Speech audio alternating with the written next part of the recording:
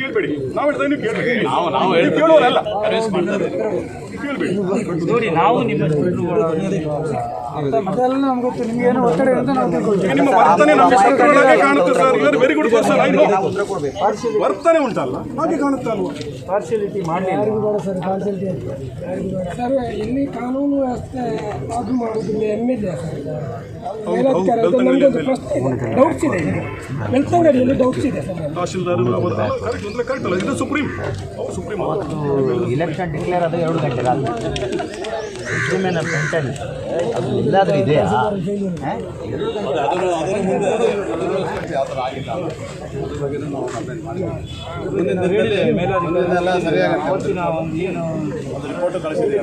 ಅದಕ್ಕೆ ಮುಂದೆ ಅದನ್ನು ಸರಿಯಾಗ್ತದೆ ಸರ್. ಪಕ್ಷ ನಿರ್ನಾಮ ಮಾಡಲಿಕ್ಕೆ ಬೇರೆ ದಾರಿ ಇದೆ. ಈ ದಾರಿ ಹೊರಗೆ ಬರುವ ಚಾನ್ಸಸ್ ಕೂಡ ಇಲ್ಲ ಅವ್ರಿಗೆ. ಅಂಥದ್ದು ಹಾಕು. ಬೇರೆ ಯಾವುದಾದ್ರು ಪರವಾಗಿಲ್ಲ. ಪಾಕಿಸ್ತಾನಕ್ಕೆ ಕಟ್ಟವರು ಯಾರು?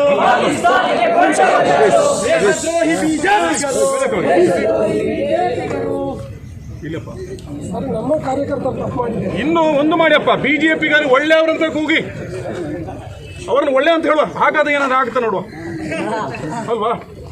ಮತ್ತೆ ಎಂತ ಹೇಳೋದು ನಾವು? ಅವರಿಷ್ಟು ಷಡ್ಯಂತ್ರ ಮಾಡಿ ಯಾವತ್ತೂ ಅಲ್ಲ ನೋಡಿ, ಎಷ್ಟು ಶಾಂತಿ ನಾವು ನೋಡಿದ್ದೇವೆ. ಪ್ರತಿ ಸಲ ನಾವು ಮಂಗಳೂರು ಆದಾಗಲೂ ಅಲ್ಲಿ ಬ್ಯಾಂಗ್ಳೂರು ಎಲ್ಲಿ ಬೇಕಂದ್ರೆ ತುಂಬ ಕೋಆಪರೇಷನ್ ಕೊಡ್ತೇವೆ. ಅವ್ರ ಜೊತೆ ತುಂಬ ಕೋಆಪರೇಟ್ ಆಗಿದ್ದೀವಿ ನಾವು ಅಲ್ವಾ? ಹಾಗಾದ್ರೆ ನಾವು ಕೂಡ ಗಲಾಟೆ ಮಾಡಬೇಕು, ಬೆಂಕಿ ಕೊಡಬೇಕು, ಅದೆಲ್ಲ ಮಾಡಬೇಕು. ನಿಮ್ಮ ಶಿಕ್ಷೆ ವಿಚಾರ ಬೇರೆ. ಬೇಕಾದಲ್ಲ ಬೇಕಾ ಅದು ಮಾಡ್ಬೇಕಾ? ನಾವು ಮಾಡೋದೇ ಅಲ್ವಾ?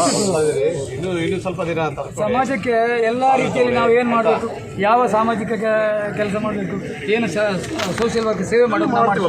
ನಮ್ಮ ಶತ್ರುಗಳು ಒಂದೇ RSS ಸಂಘಪರಿ. ಅವರೊಂದಿಗೆ ರಾಜಿ ಇಲ್ಲೂ ಇಲ್ಲ. ಯಾಕೆಂದರೆ ಅವರು ಮನುಕುಲದ ಶತ್ರುಗಳು.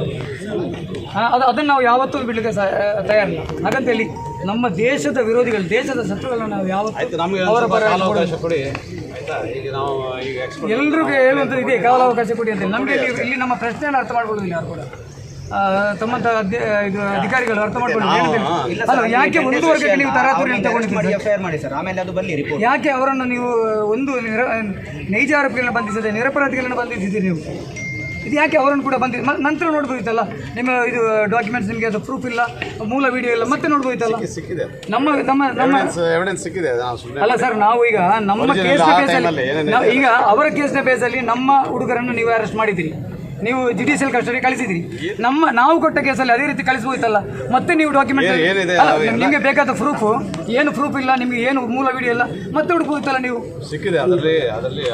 ಇಲ್ಲಿ 1 ವರ್ಗಕ್ಕೆ ನೀವು ನೋಡಿ 3 ಕಾರ್ಯಕರ್ತರನ್ನು ಬಂಧಿಸಿ ಅವರು ಕೂಗಿದ್ದ ಸರ್.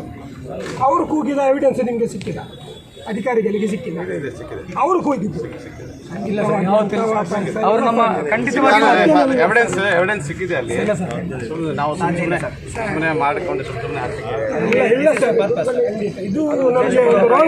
ಬೇಕಾದ್ರೆ ನೀವು ಪ್ರಮಾಣವಾಗಿ ಹೇಳೋದಾದ್ರೆ ಖಂಡಿತ ಸರ್. ನೀವು ಎಲ್ಲಿಯಾದರೂ ಡಾಕ್ಯುಮೆಂಟ್ಗೆ ನಿಮಗೆ ಅಲ್ಲಿ ಎಡಿಟ್ ಮಾಡಿದ್ದನ್ನು ಸಿಕ್ಕಿರ್ಬೋದು, ಅಥವಾ ಜಿಂದಾಬಾದ್ ಕೂಗಿದ್ದು ಸಿಕ್ಕಿರ್ಬೋದು.